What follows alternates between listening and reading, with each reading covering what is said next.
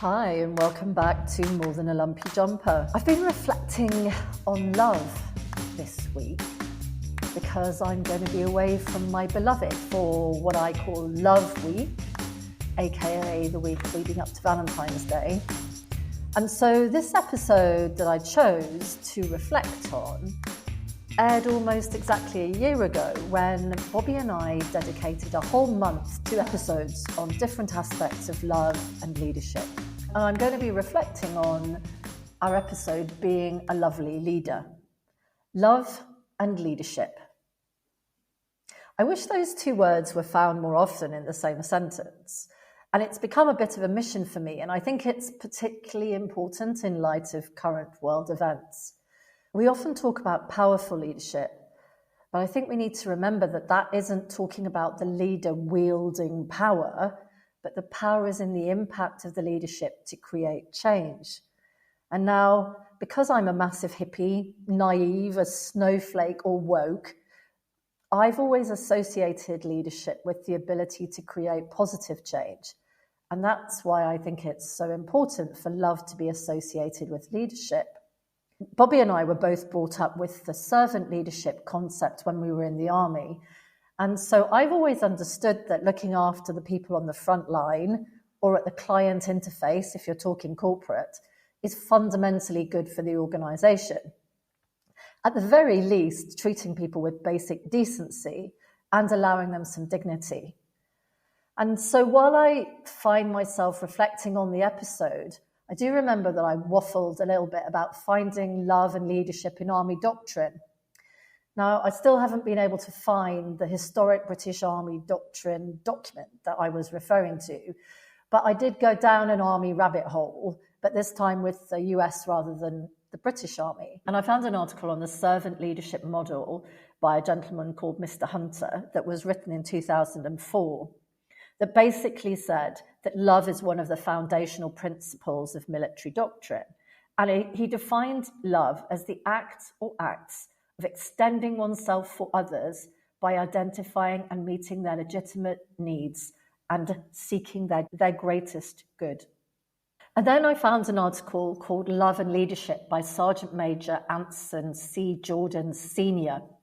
from the US Army Sergeants Major Academy that was published in 2022. And he explained why leadership was love by referencing the Bible, Corinthians chapter 13, verses 4-7. And for those of you who don't know the Bible off by heart, love is patient, love is kind. It does not envy, it does not boast, it is not proud. It does not dishonor others, it is not self-seeking.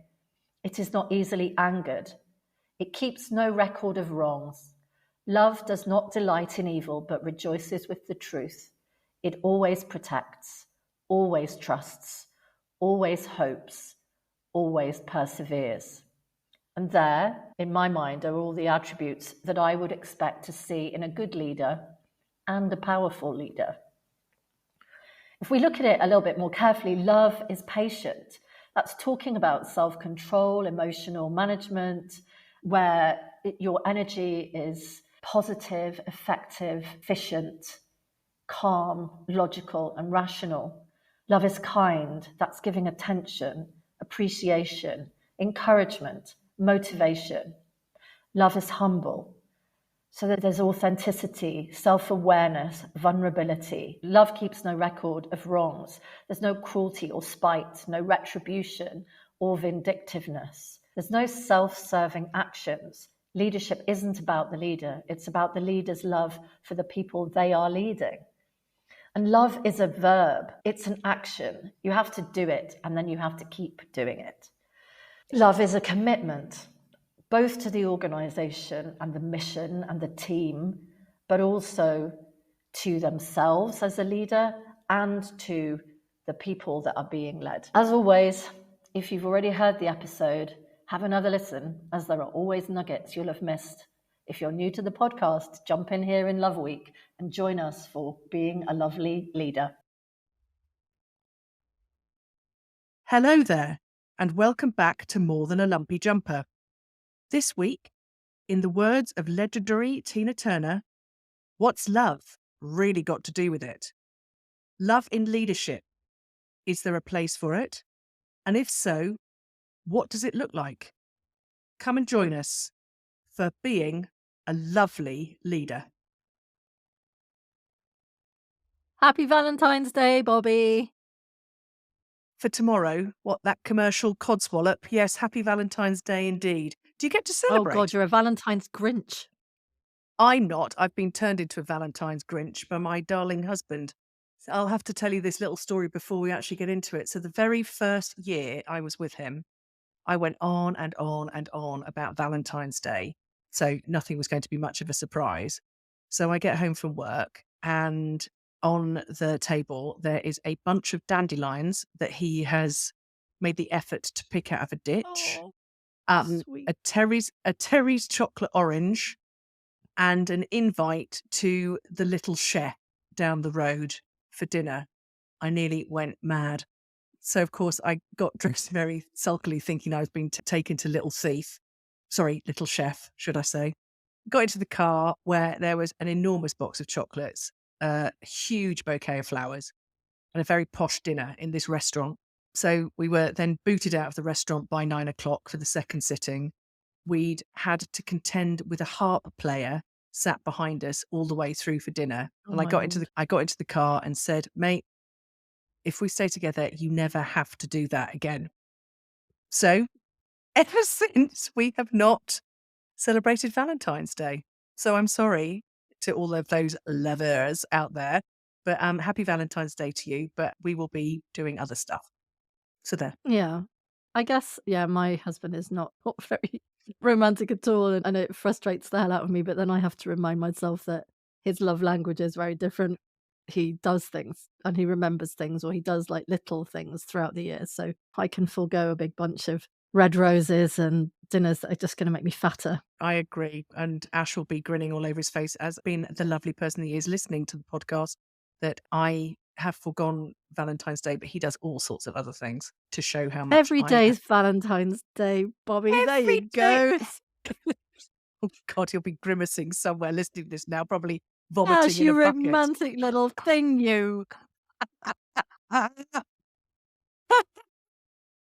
Oh my God. So, but anyway, we did say that whilst it was an excuse to be talking about love, Valentine's Day, or the mulchy rainbows and butterflies romantic sort of love, wasn't really going to be the steer that we took on this, but much more, No. is there a place for love as a leader or at work in organizations?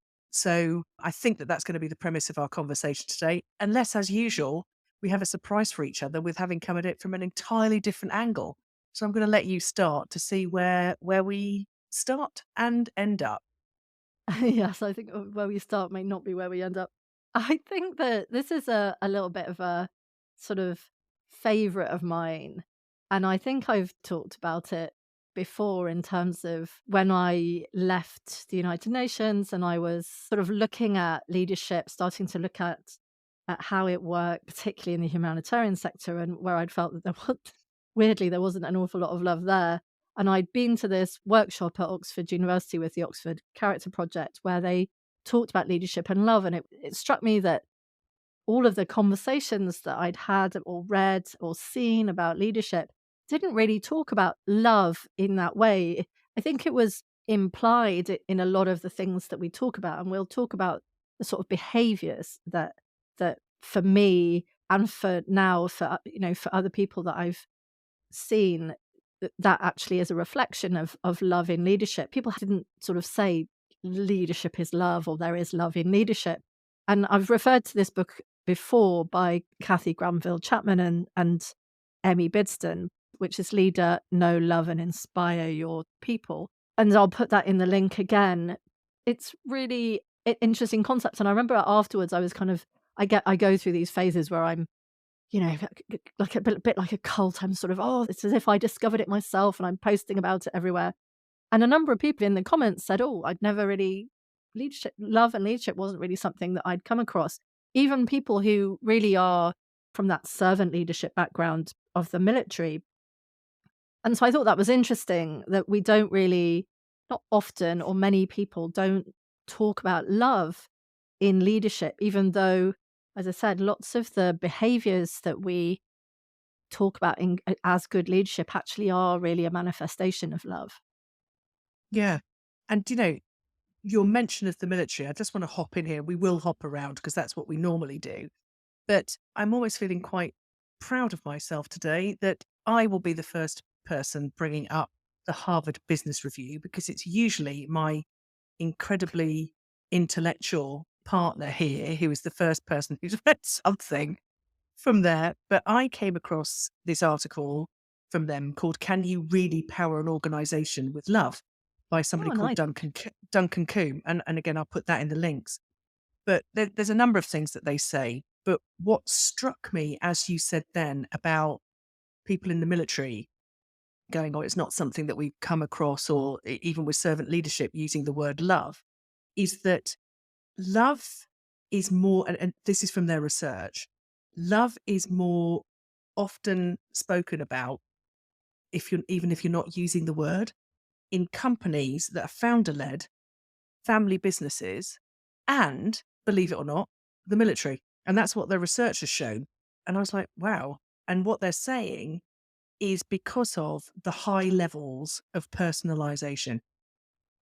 We work in an organization which is the opposite of that sort of like corporate automation, consistency, processy, all of those sort of like elements. And it's much more about the person. And I wondered what you thought about that. Well, I mean, it makes a lot of sense when you say it, of course. And I guess, although I don't recall ever hearing the word love when No, me aligned with no, me neither. No, me with neither.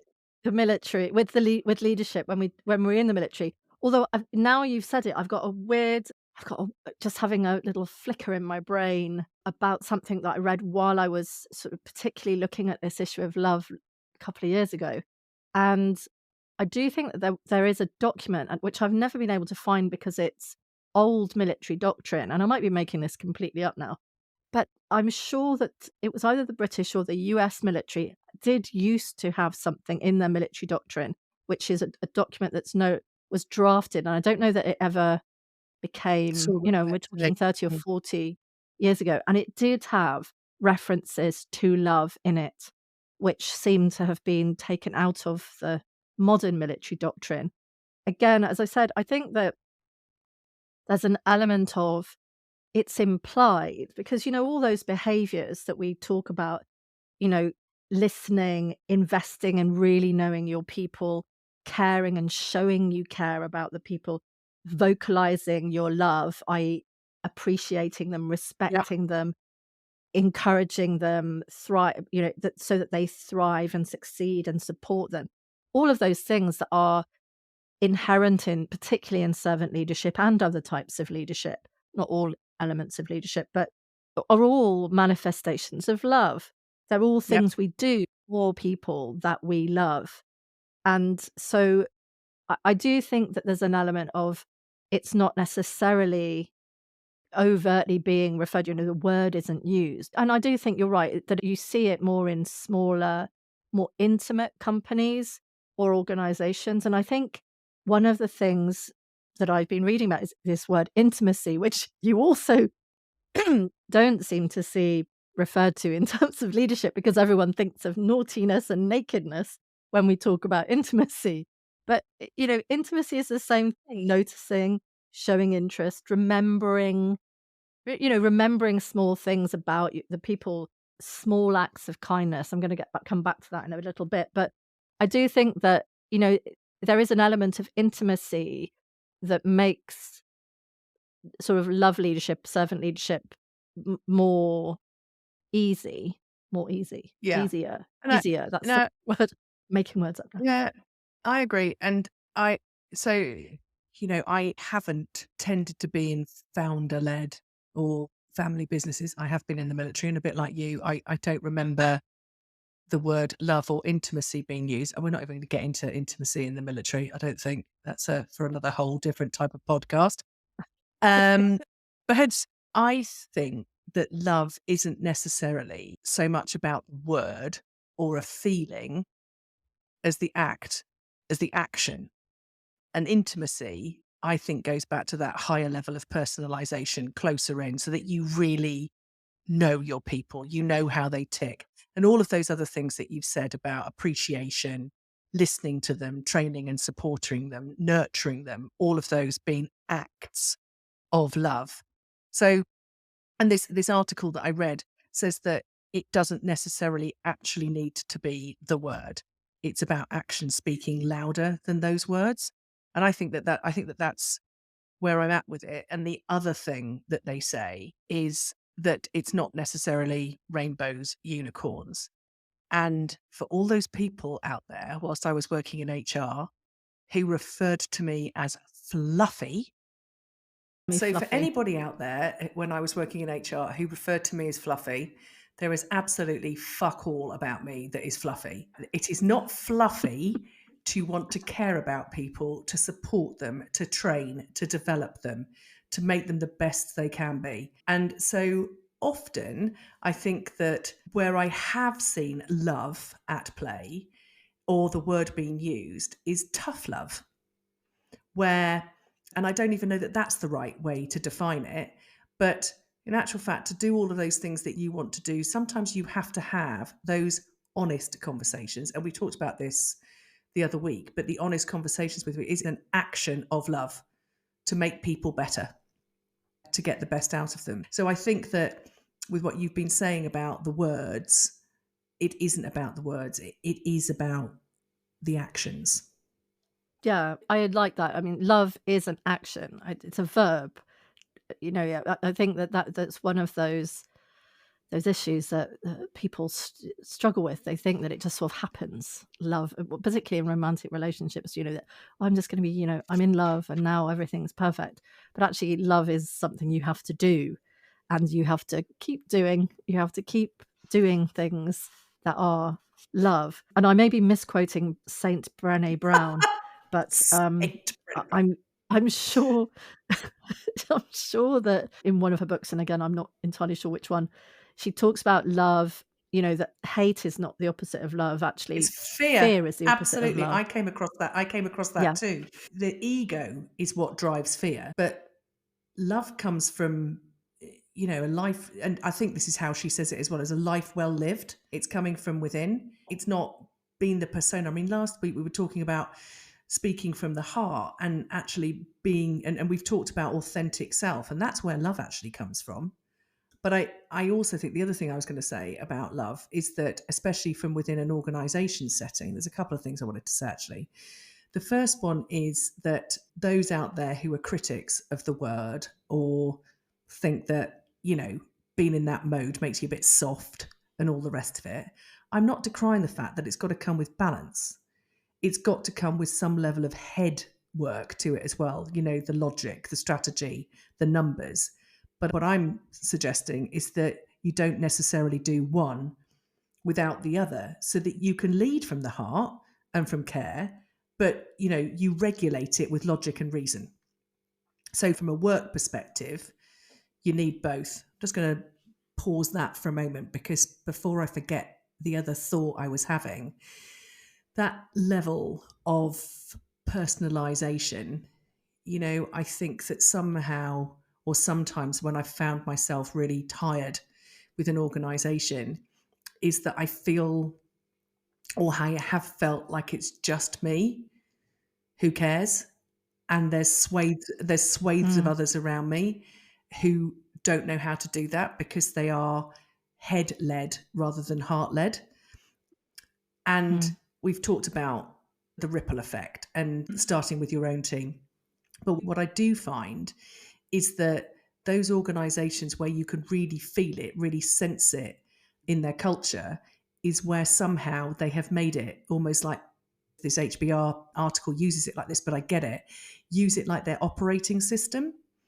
So that wherever you are, be it at a board level, a senior level, working in customer service, working behind the scenes, it doesn't matter, what even what your policies and your processes say, there is a level of that heart led as well as head led in it. So the example I can give, another of my little soapbox moments, but policies in organisations where, they're written with the fact that every poor bastard that comes to work there is a malingerer who's out to get them, who doesn't want to do a decent day, it doesn't want to do a decent day's work. And so their policies and processes are written up like that accordingly, rather than everybody comes there to do the best job that they can do. With support and nurture, they can actually get better in that.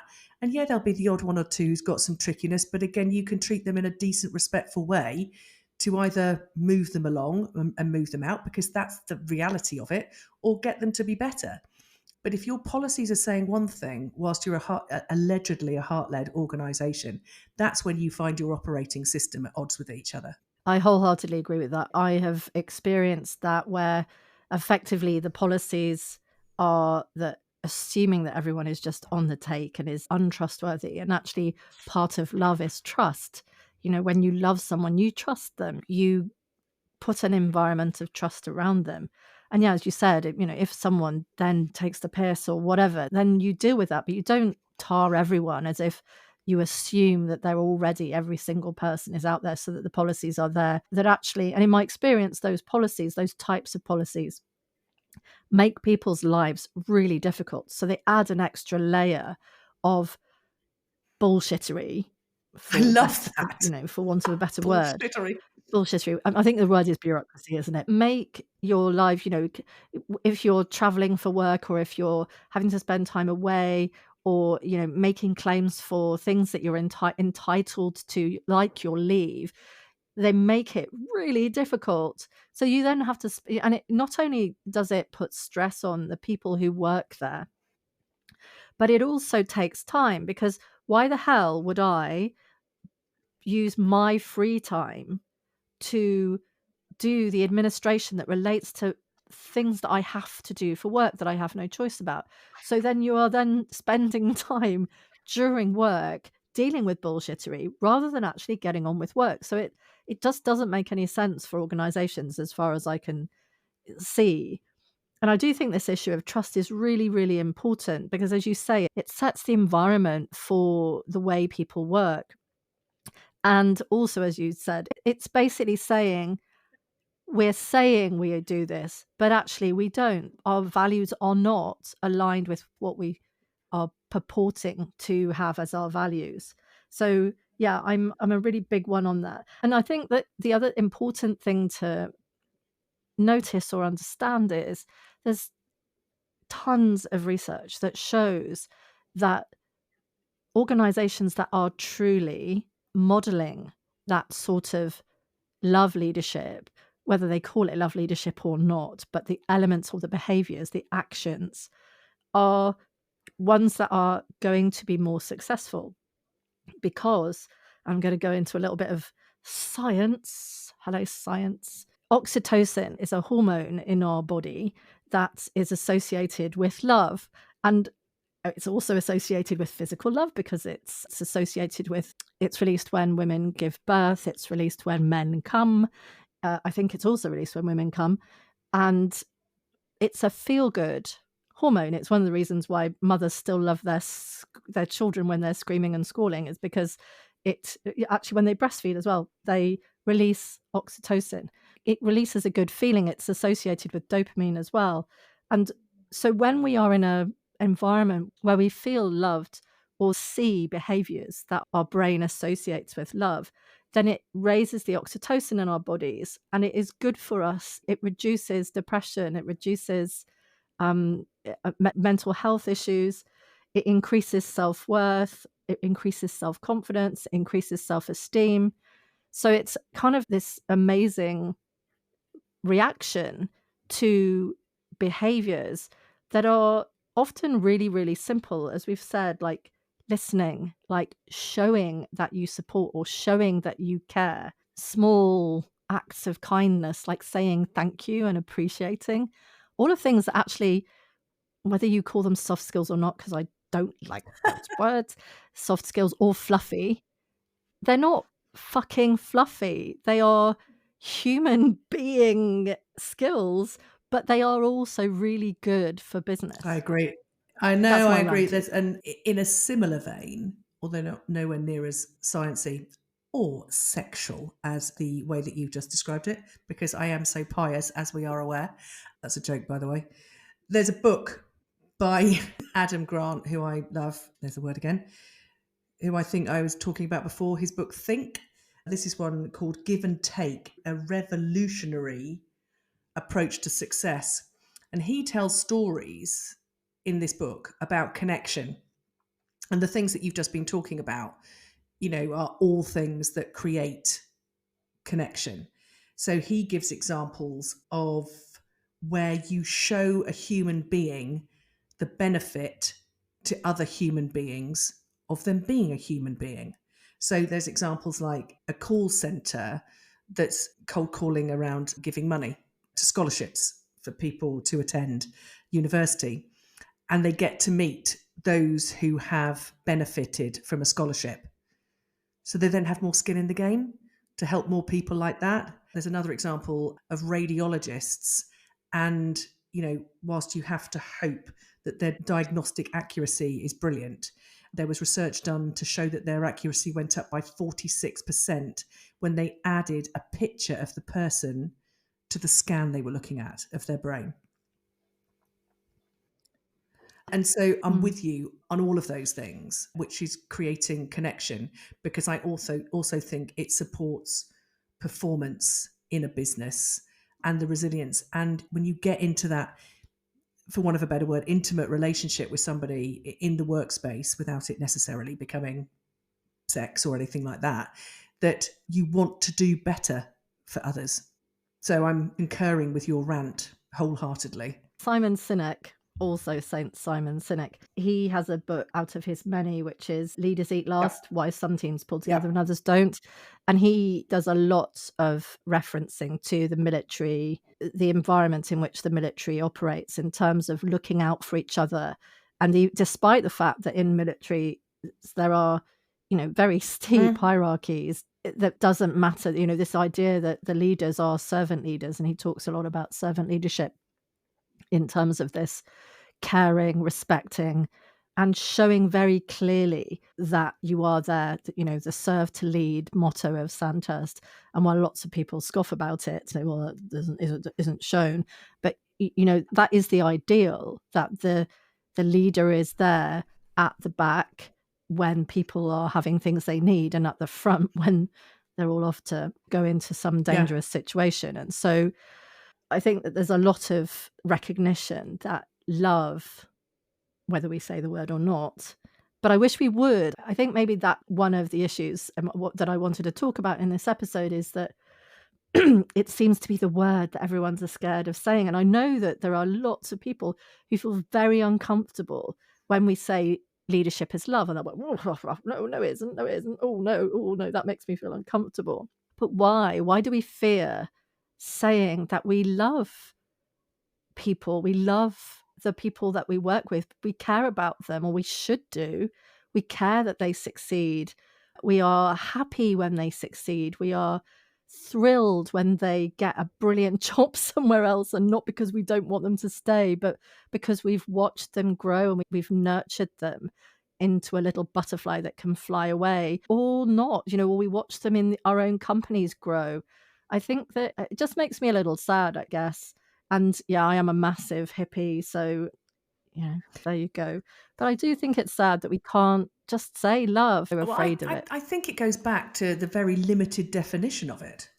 I go back to looking at definitions, or these aren't exactly my quotes, but one of the definitions was a strong affection for another arising out of kinship or personal ties. So when I read that, I go, well, why is that such a bad thing to actually then be using the word love in an organisation? Because organisation is about kinship of a sense, shared values, shared goals, everything else besides, but also the personal ties. We spend a lot of time at work, not just at home. Yeah. So it works for me in there. And then Duncan Coombe in his article talks about both Tolstoy and Freud. The former saying, one can live magnificently in this world if one knows how to work and how to love. And the other saying, love and work and love, that's all there is. So, when we look back in history, it's not all been about Saint Valentine. You know, Saint Brenny and Yes. Saint Simon have got a view to say that the work or the word will work in an organizational setting. But I think that many of us, one, are tied up with that romantic version of the definition, and two, I can imagine a lot of people out there, we've said it before, but a middle-aged white man going to an 18, 21-year-old, they're not going to say, I love you in the workplace. But even the thought of using the word love and these mixes Yeah. of definitions, how flipping Yeah. dangerous that could end up as Yeah. a situation. And so I'm sitting here thinking about an organization trying to be love led, because if you all were, and this is me being woo woo and hippie now, but if you all were, you'd let up on each other a little bit for saying it a Mm. bit wrong, even though the intention was in the right place. But we're just not there in a lot Yeah. of society and a lot of environments. So yeah, I'm stuck. I'd love to use it more. I know I have It, used it, but you I can see how it could go very easily wrong. Yeah. tits up, so to speak. Yeah, I mean, I take your point. I just think it would be nice if we could start to normalize it. I was just thinking actually about when I've worked in Arabic speaking countries and the word for love is hub. I'm probably pronouncing it really badly and all of my Arabic speaking friends will be shuddering now, but it's hub. And so hobby, it means my darling in Tunisian, but most people will talk to their colleagues and call them habibi or habibti, meaning beloved, I guess, is a translation, but it doesn't mean it's not a romantic, it's more about, brother, sister, colleague, someone that I care about, habibi, habibti for men and women. So they kind of do use a word that relates to love about just people that they Mm. work with, and so I kind of like that, and maybe they don't think of it in that way, and maybe I'm completely misinterpreting or misunderstanding, but I'd always been struck how people would come up to me and say, "Oh, habibti, this," and I was like, "Oh, okay, it means that I'm kind of part of their Mm. caring group." But I also wanted to talk about self-love, not a euphemism, so no one get excited, but that we kind of and we have talked about this in terms of modeling behaviors, but it's really hard, so even if you're in a organization that doesn't have love as a value, it doesn't stop you with you, even if, I know, I can imagine, you can imagine if you're a CEO and you've got thousands of people, it's really difficult to be able to care about each individual rather than just care for your sort of the people who work for you as a group. But that doesn't stop her caring about the people who they immediately work with or work under them. So you can sort of say, okay, I'm going to show act as I love or I'm going to love these colleagues. And then they with their direct reports. So it kind of, as you say, the ripple effect, you can start to have to model that sort of behavior. But it's really, really difficult to model the behavior if you don't show yourself love and manifest love towards you, i.e., by taking care of yourself, by by if you're saying to people it's okay for you to take time off to get to spend time with your children, or if your children are sick, but if you don't do that for your own family, so if you're not modeling the behaviors that you are saying, even if you're not doing for the people that work for you. So I do think self-love is a really, really important starting place. It's very difficult to love other people if you don't love yourself, for example. And as a leader, you cast a long shadow. You really, really do have an influence on people and their behaviors. So you have to model that by loving yourself first in the nicest. I completely agree. And I'd also say that in order to do that, we've used these words before, but you have to learn to tune in.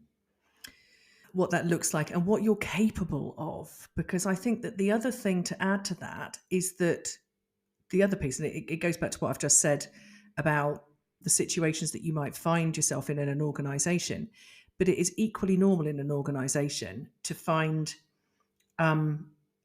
real doubt about love and nurture, and indeed ambivalence to it because of how life has shown up for you. You know, you start saying to people, we want to use the word love in an organization, and it might bring back all sorts of memories or reflections or history for them, which also potentially is the thing that is not helping encourage them into self-love. So what I would say to everybody who needs to be role modeling in that way, that, well, there's two things I'd say. You want leaders to be able to do it, but you do want leaders to be authentic or to do it to the capacity that they feel comfortable with doing. So love for one leader might be enough for them to learn to make better eye contact and smile.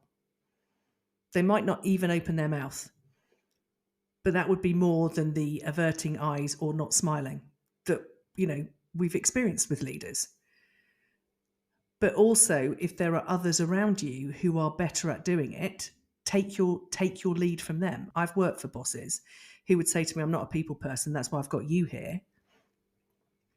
I've said you can't be off the hook, but I'll help you learn to articulate things to show that you care if you don't want to be saying them because you're an introvert and you don't want to be doing it yourself. So I think I am agreeing with you that it stems from self, but for each of us, what our capacity is different. I don't know about you, but when I was sitting here thinking about love and, where I was at with definitions of it in my 20s, 30s, or whatever it might be, it's gone. A Yeah, long time very long time ago, ago, but it's Bobby. gone from that whole self-absorbed over dramatization, I'll never be able to eat again because I'm so passionately in love with this shit that's treated me really badly, to growing love, love, kinship, friendship that I've found with Ash and family and friends, and to love in the workplace and what that means in terms of care, support. Your definition can grow, but in amidst all of that Yeah. was this armor plating of heart, being scared of using the word, being scared of being rejected, and everything else besides, that there has to be some level of overcoming before you get anywhere near learning to love self. So, Yeah, I'm using, I that I as an can understand that. example, and having been a leader of other people, I think, I was not good at showing that and being much more of the tough love, quality, deadline, head-led leader, and latterly much more heart-led, but knowing that there'd still got to be logic and reason within that too. Does that make sense? Yeah, absolutely. I think I found a really beautiful sort of idea from a guy called Bob Goff, and I think was originally a lawyer in the US who has set up an NGO called Love Does. So again, going back to this love Nice. as an action. And he's quoted as saying, "Give away love like you're made of it," which I think is really beautiful and actually is a really nice way to sort of shift your mindset a little bit, because there's no suggestion that that is, romantic sexual love. That's recognizing love for what it is, which is that beautiful idea of kinship and caring Can and you say it support. again? So give away love like you're Give away made of love it. like you're made of it. I love that. I think that will be the end quote. You can just use it again because it's better than the one that I had. No, we'll go with your one too. You can never have too many Yeah, quotes. maybe. Well, I was gonna, because Near we're the kind end. of coming up to the end of this episode, and I actually fancied setting a little challenge to people, to the listeners, in terms of love as an action. And it's just that if you are a leader, is over the next month, think about spending a little bit of time with each of the people that you work with or that you lead, and find out something you didn't know about them and remember it, so that in the future you may be able to link it into something and just pay attention a little bit more to the people that you work with, or thank them for something. If you see that they do something, actually just acknowledge it. So starting to do little acts, little random acts of kindness over the next month. I think that's going to be my challenge. I love everyone. that. Can I just riff off it a little bit? Because this whole course. element for me about integration, there may well be leaders out there who find that really easy to do at work and not at home, and others that find it really easy to do at home and not at work. So my invitation would be to do it in both places. Yay, that's a good one. Nice riff. Okay, so final quote, Bobby, with at the end of this love fest, in the purest understanding of the word. Yes. So the quote is, it's an unknown quote, this one. But here we go. You can love people without leading them, but you cannot lead people without loving them. Love it. That's brilliant. And it's very true. Right then, till next time. Bye. Take care. Thanks for listening. I hope you're feeling sufficiently full of love to spread some happiness. Next week, Bobby and I are back together for a chat about resilience in being resilient. Bye.